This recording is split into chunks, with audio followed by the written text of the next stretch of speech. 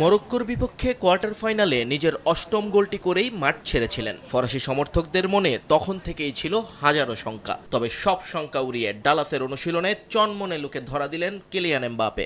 উসমান দেমবেলে আর দেজিয়ে দুয়েদের সঙ্গে স্বাভাবিকভাবেই দৌড়াতে দেখা গেল ফরাসি অধিনায়ককে। মহাগুরুত্বপূর্ণ সেমিফাইনালের আগে এমবাপের এই চনমনে উপস্থিতি দিদিয়ের দেশমের টেন্টে সবচেয়ে বড় স্বস্তির খবর। তবে স্বস্তির মাঝেই ফরাসি শিবিরে হানা দিয়েছে নতুন দুশ্চিন্তা। শনিবারের অনুশীলনে দেখা মেলেনি রক্ষণভাগের দুই অতন্দ্র প্রহরী উইলিয়াম সালিবা এবং দায়ো উপামেকানোর। টুর্নামেন্ট জুড়েই পিঠের চোটে ভুগছেন আর্সেনাল ডিফেন্ডার সালিবা। অন্যদিকে বায়ার্ন মিউনিখের হয়ে ব্যস্ত মৌসুম পার করে আসা উপামেকানোর মাঠের অনুশীলনে না থেকে ইনডোরে কাটিয়েছেন পুরোটা সময়। টুর্নামেন্টে এ পর্যন্ত 2 গোল হজম করা ফ্রান্সের ব্যাকলাইনের মূল ভরসা এই দুজন। যদিও টিম ম্যানেজমেন্টের দাবি কোনো ইনজুরি নয়, সতর্কতা হিসেবে বিশ্রামে রাখা হয়েছে তাদের। সেমিফাইনালে খেলার সম্ভাবনা এখনো শেষ হয়ে যায়নি।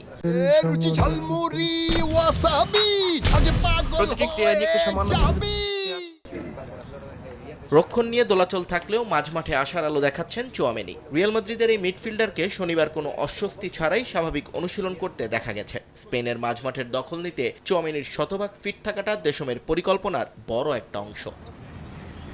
1998 আর 2018 সালের বিশ্বজয়ীদের সামনে এবার ফাইনালের টিকিট কাটার মিশন। তবে প্রতিপক্ষ যখন স্পেন, তখন লড়াইটা কেবল ফাইনালের নয়, প্রতিশোধেরও। 2024 ইউরো চ্যাম্পিয়নশিপ আর 2025 সালের নেশনস লিগের টানা 2 সেমিফাইনালে স্প্যানিশদের কাছেই স্বপ্নভঙ্গ হয়েছিল ব্লুজদের। এবার সেই ক্ষতে প্রলেপ দেওয়ার মোক্ষম সুযোগ। নিয়ন মোহাইমেন, সময় সংবাদ।